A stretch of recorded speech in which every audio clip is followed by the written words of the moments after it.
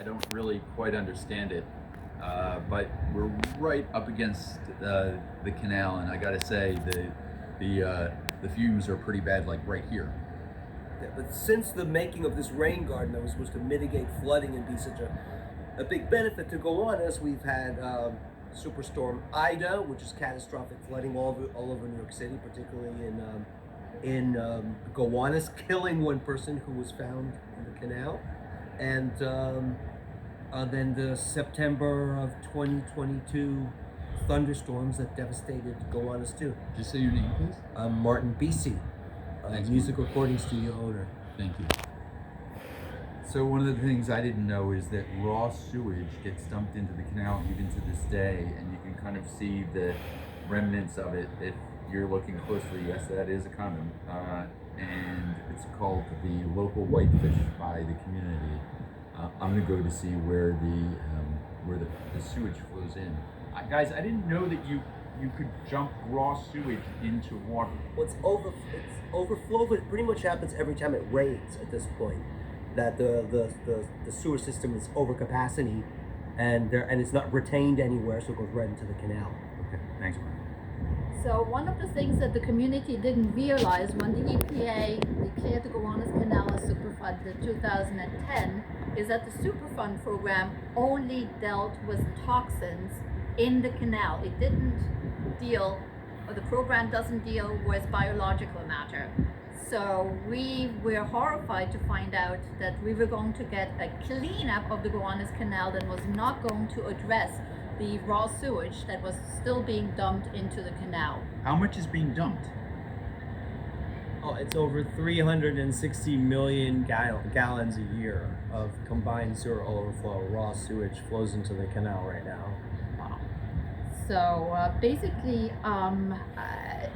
the EPA went ahead and the same group that I was a part of, same group of community activists, went back to the EPA and to all of our elected officials and said, not like that. You can't ignore the CSO. And because of our advocacy of basically the Gowanus Canal is the very first Superfund that also deals with combined sewer overfill. And here we go. There you go, EPA Gowanus Canal Superfund. Cleanup underway.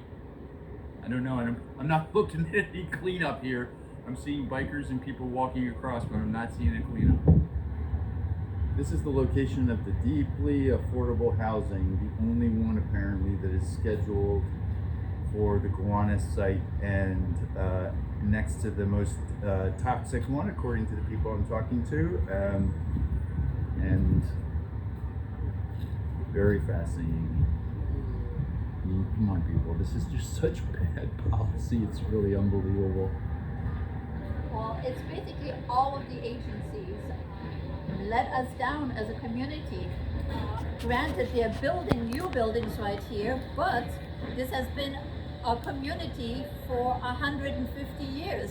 But when the city first wanted to rezone this area, we knew it was polluted, we knew the canal was polluted, yet our politicians at the time wanted to go ahead and build, and at this point, we're playing catch up because of the fact that the community keeps on talking about the fact that our health has been impacted. Finally, the state and the city are investigating a little bit more, and what you're looking at are basically groundwater monitor wells where DEC has been sampling the groundwater and has found out that we have an incredible intrusion of very dangerous gases that are coming into the buildings.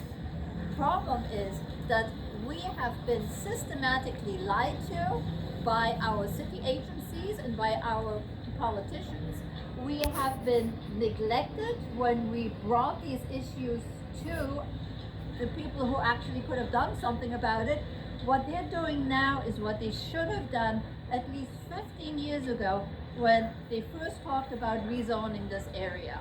Instead of making sure that everybody is safe in this neighborhood, we are building more building bringing more people into an area that is potentially dangerous for.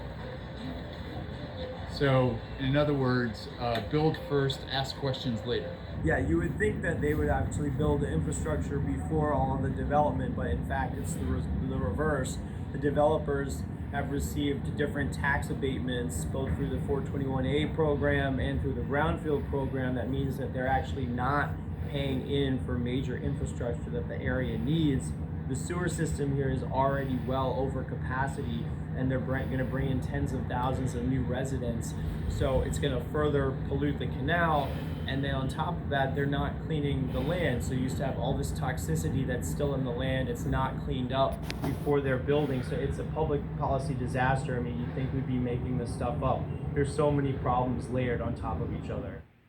This is Outer Borough Stories with mayoral candidate Jim Walden. I'll see you